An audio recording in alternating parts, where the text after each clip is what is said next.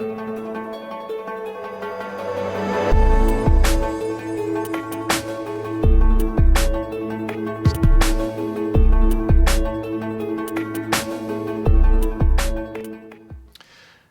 my name is Peter Sommer, and I'm professor of saxophone here at Colorado State University in Fort Collins.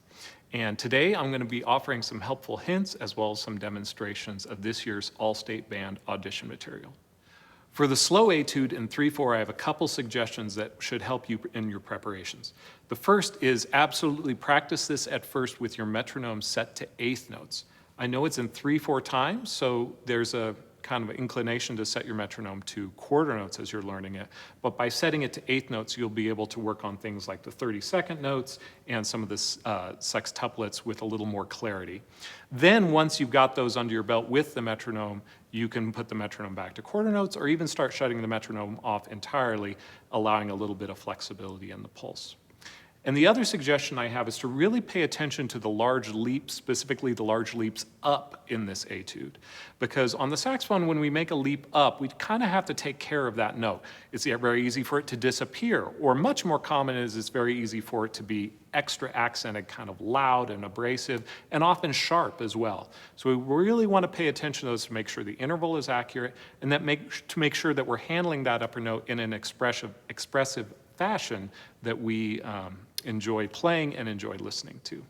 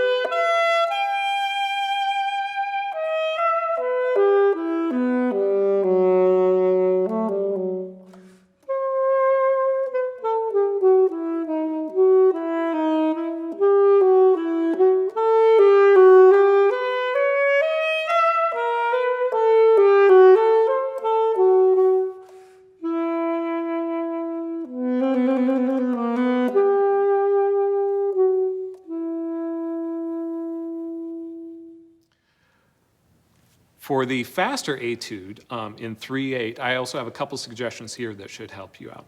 The first is very practical. Starting in the third system, we have trills from an E up to an F sharp, followed by a little closure, D sharp to E, and then moving on. At the tempo we're going to be playing this at, it's going to be impossible to play those as trills. So instead, play them as turns, where you just go from E up to F sharp, back to E, down to D sharp, and then back to E. That is still going to have to be very fast in order to fit into the suggested tempo, but it should be doable with practice. You can hear that in the demonstration track.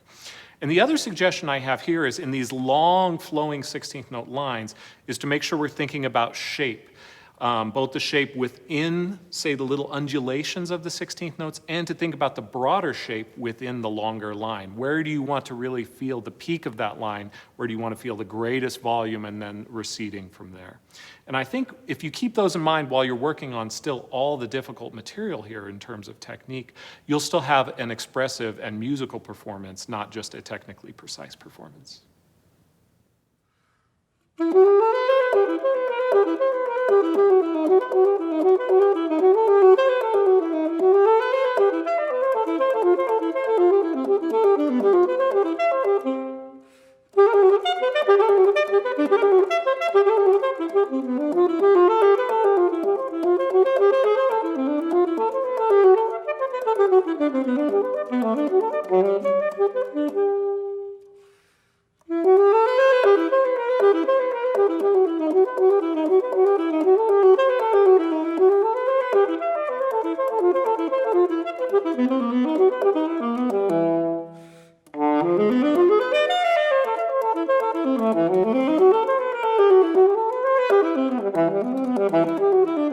I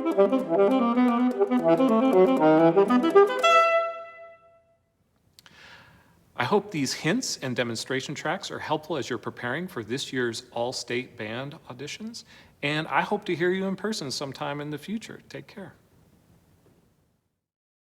Thanks so much for watching this Colorado All-State Prep video.